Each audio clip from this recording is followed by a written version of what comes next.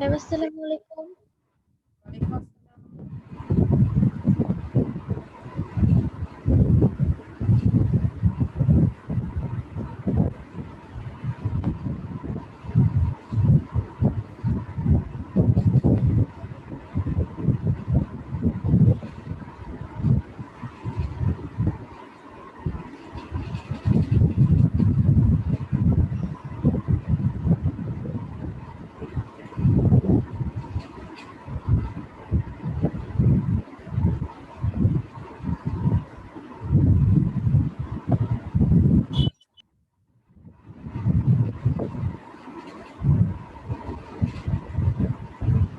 মেয়েরা সবাই কেমন আছো?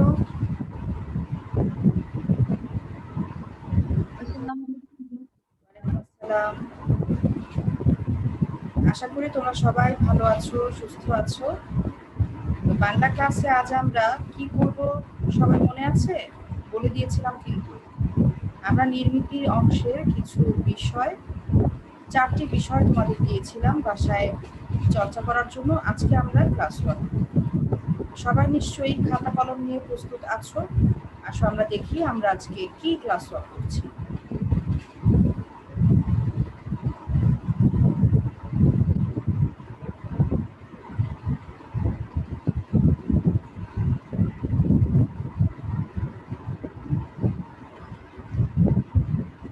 আসসালামু আলাইকুম ম্যাম। ওয়ালাইকুম আসসালাম। দেখো, তোমাদের জন্য 4টি বিষয় দেওয়া ছিল। পরীক্ষায় যেভাবে আসার কথা আমি সেভাবে তোমাদের প্রশ্নগুলো সাজিয়ে দিয়েছি বিকল্প হিসেবে। তোমাদের দুটো প্রশ্নের উত্তরই আজকে লিখতে হবে, 1 এবং 2 দুটোই লিখতে হবে। 1 নম্বরে কি আছে? একটি বর্ষণমুখর স্মরণীয় দিনের অনুভূতি ব্যক্ত করে একটি দিনলিপি লিখুন, অথবা নিত্য প্রয়োজনীয় দ্রব্যের দাম বৃদ্ধি সম্পর্কে পত্রিকায় প্রকাশের উপযোগী একটি প্রতিবেদন রচনা করো। 1-এর মধ্যে প্রথমে আছে দিনলিপি, তার অথবা আছে একটি পত্রিকায় প্রকাশ উপযোগী প্রতিবেদন। যেকোনো একটি লিখবে, নম্বর 10। এরপরে আছে 2 নম্বরে অজ্ঞাতনামা মুমূর্ষু একজন রোগীর জন্য জরুরি ভিত্তিতে ও নেগেটিভ রক্তের প্রয়োজনের কথা জানিয়ে একটি বৈদ্যুতিন চিঠি লিখো, অথবা প্রশংসাপত্রের জন্য তোমার কলেজের অধ্যক্ষ বরাবর একটি আবেদনপত্র লিখো। এই দুটোর মধ্যে যেকোনো একটি লিখবে, নম্বর 10। তো তোমাদের জন্য এটা হচ্ছে প্রশ্ন, আজকের ক্লাস ওয়ার্ক। তোমরা সবাই শুরু করে দাও লেখা। কতটুকু সময় প্রয়োজন তোমাদের বলো দেখি দুটো প্রশ্নের উত্তর করার জন্য? কতটুকু সময় চাচ্ছ? 20 মিনিটে হবে? আমি তোমাদের 20 মিনিট সময় দিচ্ছি, ঠিক আছে? 20 মিনিটের মধ্যে দুটো প্রশ্নের উত্তর লিখে ফেলো ছোট ছোট করে। তোমরা লিখতেই পারবে 20 মিনিটে, খুব বড় কিছু না, রচনা তো এখানে নেই। সুতরাং 20 মিনিটের মধ্যে তোমরা ঝটপট লিখে ফেলো। 20 মিনিট পর আমি দেখবো তোমরা কে কতটুকু লিখেছো, কেমন লিখেছো। ঠিক আছে, শুরু করে দাও। ম্যাম আসসালামু আলাইকুম। ওয়ালাইকুম আসসালাম। আসসালামু আলাইকুম ম্যাম। ওয়ালাইকুম আসসালাম। যারা যারা পরে জয়েন করেছো মিস ক্লাসে, আসসালামু ওয়ালাইকুম আসসালাম, তাদেরকে বলছি 1 এবং 2 দুটো প্রশ্নের উত্তরে দিতে হবে। 1-এ অথবা দেয়া আছে এবং 2 নম্বরেও অথবা দেয়া আছে। সেভাবে তোমরা যেটা খুশি সেটা উত্তর করতে পারো। সময় হচ্ছে 20 মিনিট। আমি এখানে যাদের নাম দেখতে পাচ্ছি না তারা রিনেম করো। ডিভাইসের নাম যাদের আছে তারা নামটাকে রিনেম করো, তোমার নাম এবং রোল লিখো।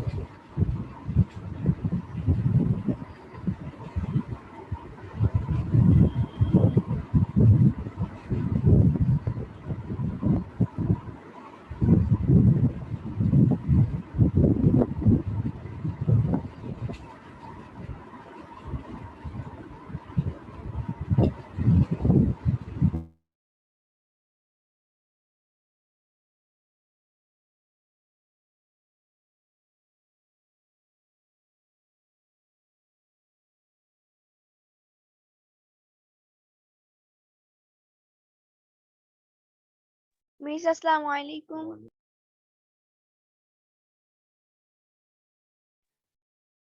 ম্যাম আসসালামু আলাইকুম।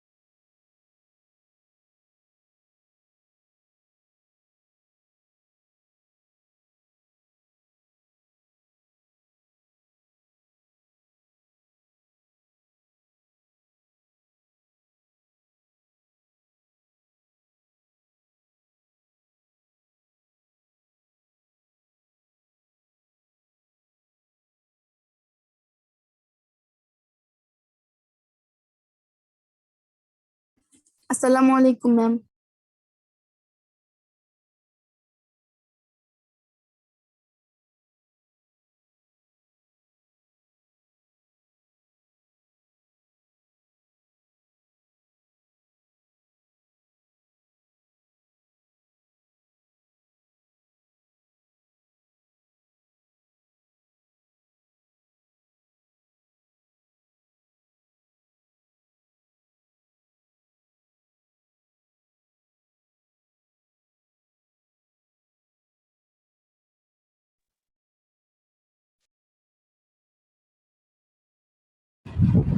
তোমরা সবাই ঠিক মতো দেখতে পাচ্ছ প্রশ্ন যা দিয়েছি? জি ম্যাম। আচ্ছা, আমার এখানে ভয়েস মানে অডিওতে একটু ডিস্টার্ব হচ্ছিল। তোমরা কয়েকজন সালাম দিয়েছো আমাকে, সবাইকে উত্তর দিচ্ছি ওয়ালাইকুম আসসালাম। এবার যারা যারা পরে জয়েন করেছো সবাই দেখো, আমি এখানে দুটো প্রশ্ন দিয়েছি, সেই প্রশ্নগুলো উত্তর করতে হবে। ১ এবং ২ দুটোই আছে, অথবা দেয়া আছে ১ থেকে একটি প্রশ্নের উত্তর লিখবে, ২ থেকে আরেকটি প্রশ্নের উত্তর লিখবে, এবং সময় হচ্ছে ২০ মিনিট।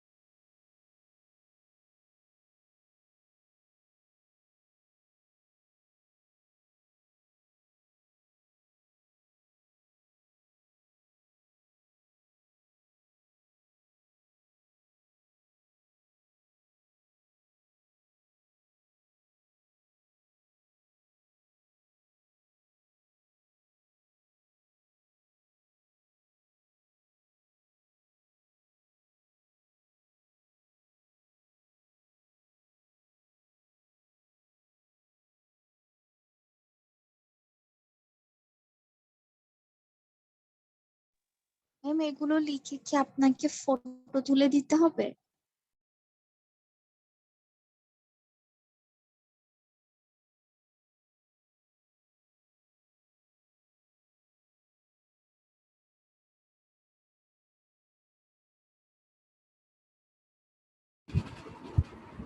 তোমরা এখন লিখবে এবং আমি ক্লাসেই চেক করব যে তোমরা কে কতটুকু লিখেছো। ঠিক আছে?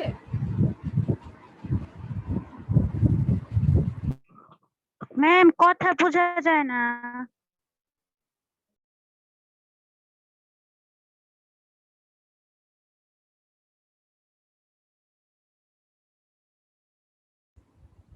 আমার কথা বোঝা যায় না?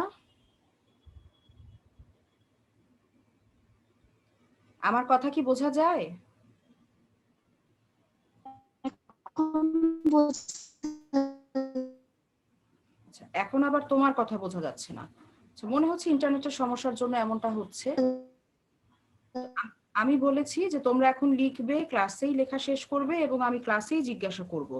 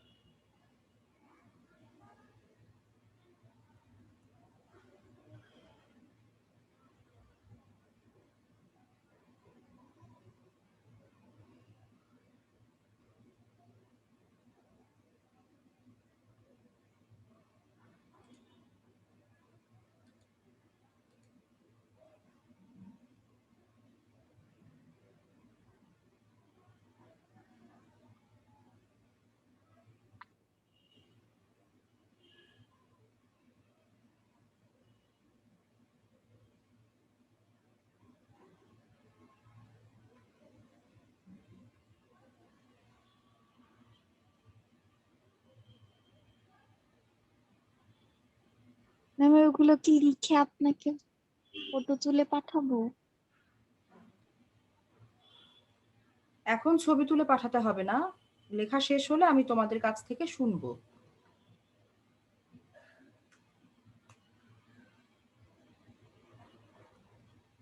তুমি কি গত ক্লাসে উপস্থিত ছিলে? না ম্যাম। গত ক্লাসে আমরা যেভাবে প্র্যাকটিস করেছিলাম আজকেও আমরা সেভাবেই করব। তুমি লেখাটা আগে শেষ করো।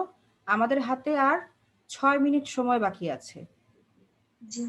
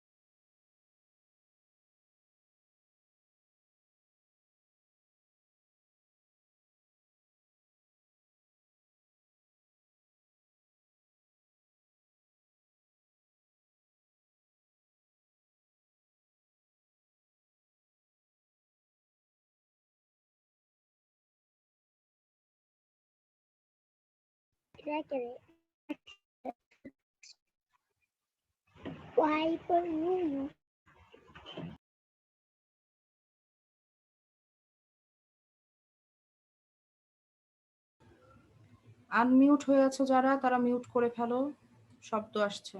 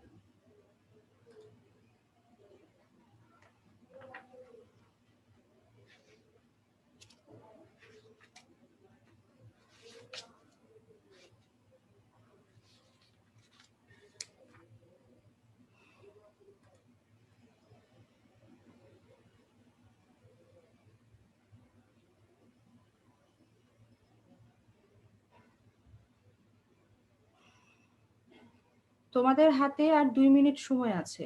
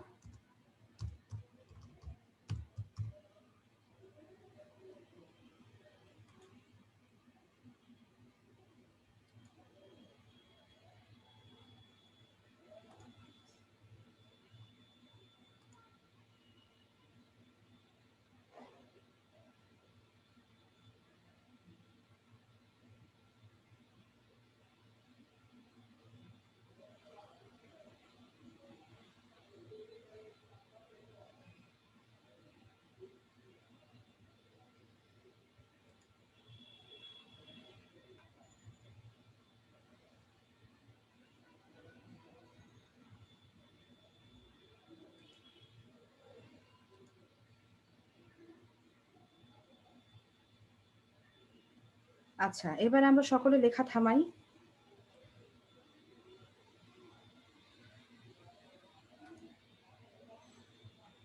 আমরা দেখি তোমরা কে কেমন লিখেছো। তো প্রথমে আমাদের কোন প্রশ্নটা ছিল? দিনলিপি লিখন। একটি বর্ষণমুখর দিনের কথা স্মরণ করে দিনলিপি লেখা।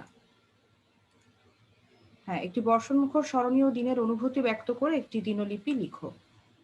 কে বলতে চাও প্রথমে?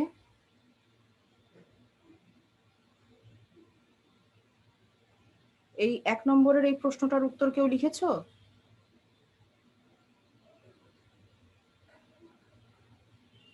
আচ্ছা, তাহলে অথবার উত্তর করেছো কেউ? প্রতিবেদন লিখেছো?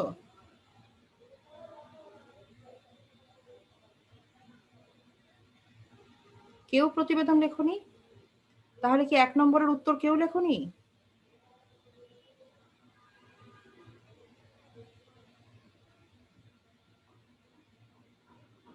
আচ্ছা, 2 দেখি। 2 কে লিখেছো? বৈদ্যুতিন চিঠি। কে কে লিখেছো বৈদ্যুতিন চিঠি?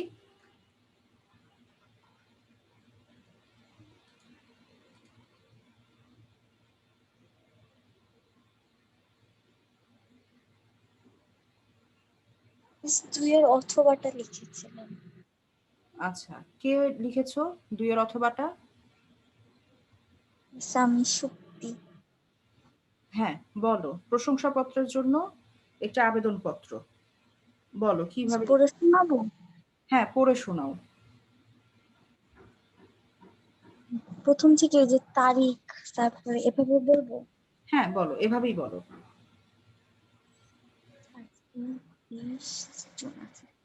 20 জুন 2021, মাননীয় মাননীয় অধ্যক্ষ, engineering university girls school and college, বিষয় প্রশংসাপত্রের জন্য আবেদন। আচ্ছা, জনাব, যথাবিহিত সম্মান প্রদর্শন পূর্বক সবিনয় নিবেদন এই যে আমি আপনার কলেজের একজন প্রাক্তন ছাত্রী। আমি আপনার কলেজ থেকে, ম্যাম আমি যদি বের হয়ে যাই, আমি 21-এ বের হয়ে যেতাম না? হ্যাঁ আমি আপনার কলেজ থেকে 2021 সালে ঢাকা শিক্ষা বোর্ডের অধীনে অনুষ্ঠিত এইচএসসি পরীক্ষায় এ গ্রেডে উত্তীর্ণ হয়েছি। আমি কলেজে সাংস্কৃতিক ও ক্রীড়া দলের একজন সক্রিয় সদস্য ছিলাম। বর্তমানে স্নাতক শ্রেণীতে ভর্তির জন্য আপনার নিকট থেকে আমার একখানা প্রশংসাপত্রের একান্ত দরকার। অতএব মহোদয় সমীপে বিনীত প্রার্থনা, দয়া করে আমার চরিত্র, শিক্ষাগত তথ্যাবলী ও আপনার কলেজে বিগত 2 বছর অধ্যয়ন কালে আমার যাবতীয় কৃতিত্ব উল্লেখপূর্বক প্রশংসাপত্র দানে বাধিত করবেন। নিবেদক আপনার অনুগত ছাত্রী তাবাসসুম হোসেন শক্তি, বিজ্ঞান শাখা, রোল বোর্ডের রোল সাল 2019 থেকে 2021। আচ্ছা, তো শক্তি, তোমার আবেদনপত্রটি ঠিক আছে। 2-1টি বিষয় একটু তোমাকে সংশোধন করতে হবে, আমি সেটা বলে দিচ্ছি। বাকিরাও লক্ষ্য করো যে তোমাদের এ ধরনের কোনো ত্রুটি আছে কিনা। যেমন তুমি বলেছো এ গ্রেডে উত্তীর্ণ হয়েছি, তোমাদের রেজাল্টটা হয় জিপিএ তে, ঠিক আছে? তো তুমি বলবে যে 2021 সালের ঢাকা বোর্ডের অধীনে অনুষ্ঠিত এইচএসসি পরীক্ষায় আমি একটা জিপিএ লিখবে, ধরো কৃতিত্বের সাথে 5 পেয়ে উত্তীর্ণ হয়েছি, জিপিএ 5 পেয়ে উত্তীর্ণ হয়েছি, ঠিক আছে? এভাবে লিখবে, বা 4.5 পেয়ে উত্তীর্ণ হয়েছি, এরকম একটা জিপিএ উল্লেখ করবে। করে তারপর লিখবে এই যে হ্যাঁ, রোল নাম্বার দিয়েছো, এই যে নিবেদক, তারপরে তোমার নাম, তারপরে দিবে তুমি রোল নাম্বার, বোর্ডের রোল নাম্বার দিয়েছো, ঠিক আছে।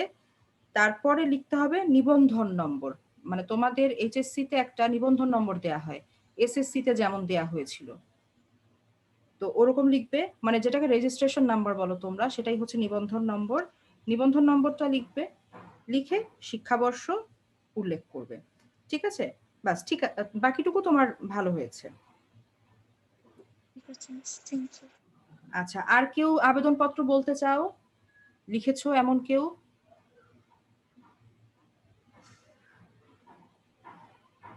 আচ্ছা, এই যে বৈদ্যুতিন চিঠি, এটা কেউ লিখেছো?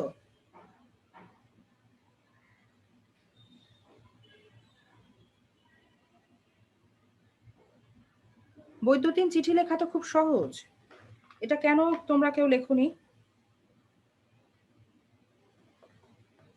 দেখো, আমি তোমাদের বলে দিচ্ছি যে কিভাবে লিখতে হবে, কথাটা কি। তোমরা তো ফরম্যাট জানোই, বহুবার ক্লাসে আমরা কলেজে যখন ছিলাম, বহুবার এগুলো আমরা ক্লাস ওয়ার্ক করেছি, হোমওয়ার্ক করেছি, সুতরাং ফরম্যাট নিয়ে আমাদের কোনো সমস্যা থাকার কথা না। আমরা একটু ভাষা, তারপর লেখা, গুছিয়ে লেখা, যেহেতু নির্মিত অংশ, এখানে তোমাদের সৃজনশীল ক্ষমতাটাই প্রধান, কতটুকু আছে তোমাদের সৃজনশীলতা। যেমন দেখো, অজ্ঞাতনামা একজন মুমূর্ষু রোগীর জন্য জরুরি ভিত্তিতে কি প্রয়োজন? ও নেগেটিভ রক্তের প্রয়োজন। সে প্রয়োজনের কথা জানিয়ে একটি বৈদ্যুতিন চিঠি লিখতে হবে, অর্থাৎ ইমেইল। তো প্রথমে আমরা কি লিখবো? টু। এটা তো তোমরা জানো সকলেই যে ছক করতে হবে একটি, সেই ছকের মধ্যে টু, টু লিখে আমরা একটা ইমেল আইডি দিব। ইমেল আইডিটা দিয়ে তারপরে সিসি কথাটা উল্লেখ করব, তারপর সাবজেক্টে দেয়া হবে কি জরুরি রক্ত জরুরি রক্তের প্রয়োজনীয়তা, এইটুকু লিখলেই হবে যে জরুরি রক্ত সংগ্রহের প্রয়োজন। তো এরপর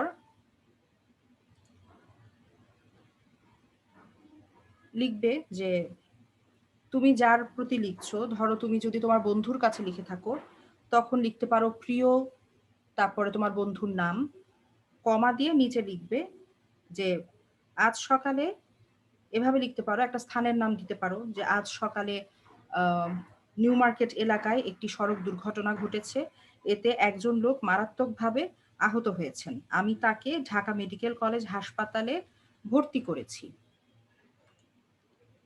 আচ্ছা, বর্তমানে আমি এই হাসপাতালেই অবস্থান করছি, তার চিকিৎসার জন্য আপাতত 2 ব্যাগ ও নেগেটিভ রক্তের প্রয়োজন, আমি তার স্বজনদের সাথে যোগাযোগ করার জন্য কোনো ঠিকানা পাইনি, এ কারণে তোমার এবং তোমার পরিচিত সকলের সাহায্য আশা করছি, জরুরি ভিত্তিতে এই রক্তটি পাওয়া গেলে আমরা হয়তো তাকে বাঁচাতে পারবো। তারপরে নিচে লিখে দিবে তোমার নাম। এইভাবে লিখলেই কিন্তু তোমাদের একটা বৈদ্যুতিন চিঠি লেখা হয়ে গেল। এই অজ্ঞাতনামা শব্দটার কি অর্থ? যার নাম পরিচয় জানা যায়নি, একজন অপরিচিত লোক, তাকে সড়ক দুর্ঘটনার কবল থেকে উদ্ধার করে তুমি নিয়ে গেছো হাসপাতালে চিকিৎসার জন্য, হয়তো তার অবস্থা এতটাই খারাপ, সে হয়তো কথা বলতে পারছে না, তার কোনো কাগজপত্র ছিল না সাথে, যার কারণে তার নাম পরিচয় ঠিকানা কোনো কিছুই জোগাড় করা সম্ভব হয়নি, কিন্তু ও নেগেটিভ রক্তটা প্রয়োজন, তাই তুমি রক্তের একটা চেষ্টা করছো, রক্তটা সংগ্রহ করার চেষ্টা করছো। তো ব্যাস এইটুকু সুন্দর করে গুছিয়ে লিখলেই কিন্তু তোমাদের একটা সুন্দর বৈদ্যুতিন চিঠি লেখা হয়ে যেত। তো সকলে বুঝেছো কিভাবে এই প্রশ্নের উত্তরটা করা দরকার ছিল? জি মিস। আচ্ছা, এবারে ছিল 1 নম্বরের উত্তর কেউই লেখনি, কিন্তু কেন লেখনি আমি তোমাদের এখন বুঝিয়ে দিচ্ছি, আশা করি এরপর তোমরা উত্তর করতে পারবে। এই যে অথবাটা আগে শুরু করি, যে নিত্য প্রয়োজনীয় দ্রব্যের দাম বৃদ্ধি সম্পর্কে পত্রিকায় প্রকাশের উপযোগী একটি প্রতিবেদন রচনা করো। প্রতিবেদন রচনা করতে গেলে কিভাবে লিখতে হয়? উপরে একটা শিরোনাম দিতে হয়, আমরা লিখতে পারি দ্রব্যমূল্যের ঊর্ধ্বগতি কোলন দিয়ে জনজীবন বিপর্যস্ত। এটা একটা পত্রিকার যে শিরোনাম হয় সেরকম একটা শিরোনাম আমরা দিলাম। তারপরে লিখব যে যেহেতু পত্রিকা প্রকাশের উপযোগী আমাদের লিখতে হবে নিজস্ব প্রতিবেদক, তারপরে লিখব ঢাকা, মানে প্রকাশের পত্রিকার জন্য যেভাবে যে ফরম্যাটটা মেনে চলতে হয় সেগুলো লিখব। লিখে আমরা এইভাবে লিখব, ধরো আমি তোমাদের কিছু কথা একটু বলে শোনাই, তাহলে আইডিয়া হবে তোমাদের। যে সম্প্রতি যে বিষয়টি আমাদের খুব চিন্তিত করছে তা হলো দ্রব্যমূল্যের ঊর্ধ্বগতি। বর্তমানে আকস্মিক মূল্য বৃদ্ধির ফলে জনসাধারণের ক্রয় ক্ষমতা অনেকটা হ্রাস পেয়েছে, এ কারণে আমাদের দৈনন্দিন জীবনে নেমে এসেছে অপ্রত্যাশিত দুর্ভোগ। এর নেপথ্যের কারণ অনুসন্ধান করছেন অর্থনীতি বিশেষজ্ঞরা। বিশেষজ্ঞদের মতে এই আকস্মিক মূল্য বৃদ্ধির কারণ অনেকগুলো।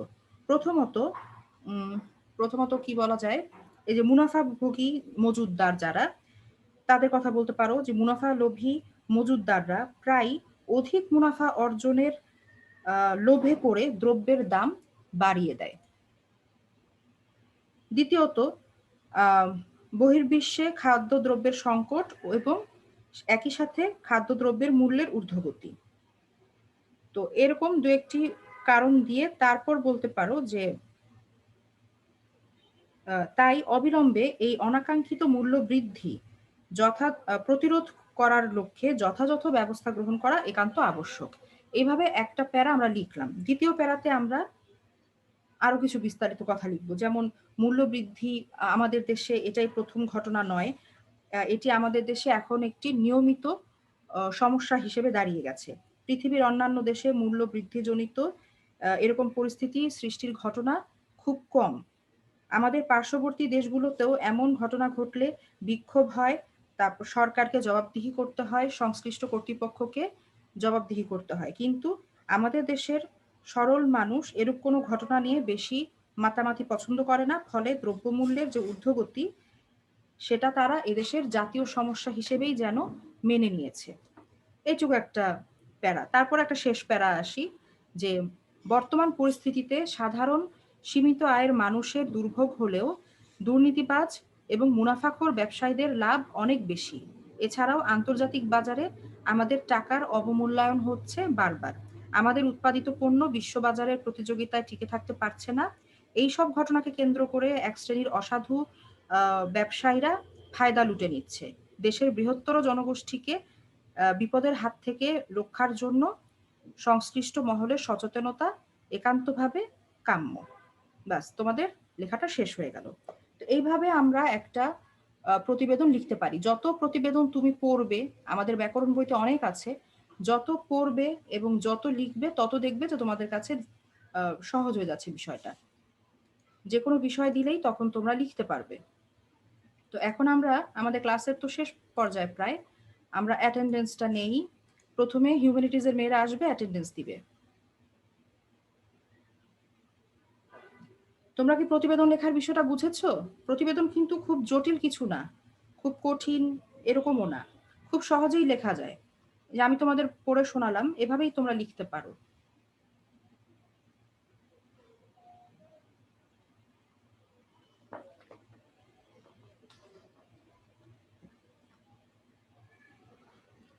হিউম্যানিটিজের মেয়েরা এখন অ্যাটেন্ডেন্সটা দেবে।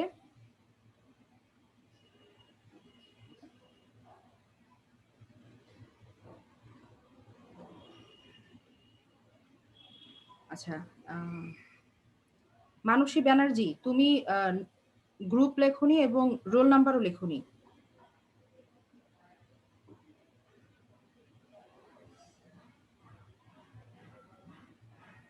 মানসী ব্যানার্জি, তুমি আবার লিখবে তোমার অ্যাটেন্ডেন্সটা, তোমার গ্রুপ এবং রোল নাম্বার সহ।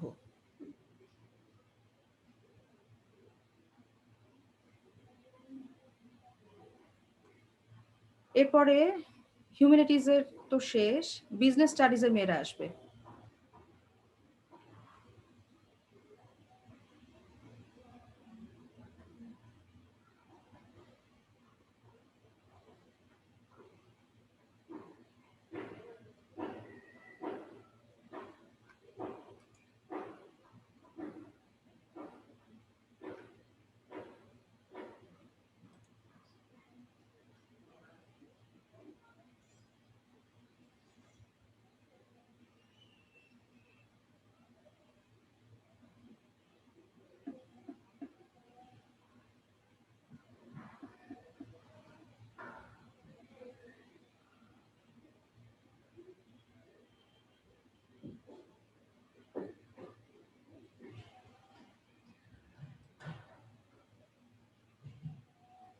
এবারে সায়েন্সের মেয়েরা আসো।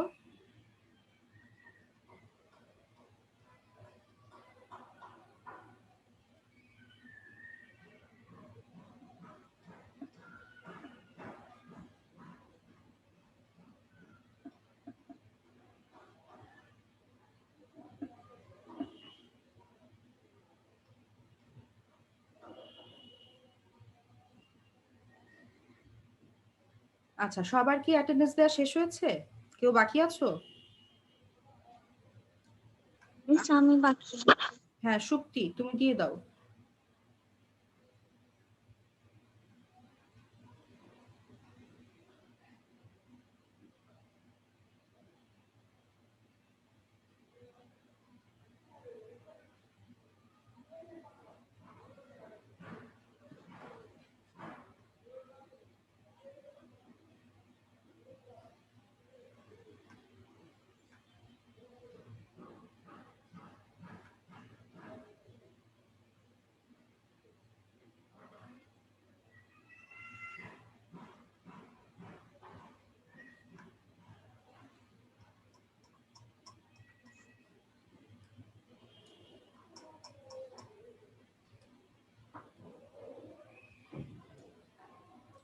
আচ্ছা মেয়েরা, আমাদের ক্লাসের সময় আজকে শেষ পর্যায়ে চলে এসেছে।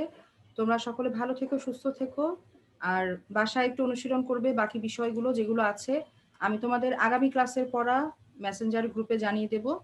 সেই মতো পড়ে সবাই প্রস্তুতি নিয়ে আগামী ক্লাসে আসবে। আজকের ক্লাস থেকে বিদায় নিচ্ছি। আল্লাহ হাফেজ। আসসালামু আলাইকুম ম্যাম। আসসালামু আসসালামু আলাইকুম। ওয়ালাইকুম আসসালাম। আসসালামু আলাইকুম। আসসালামু আলাইকুম ম্যাম। ওয়ালাইকুম আসসালাম।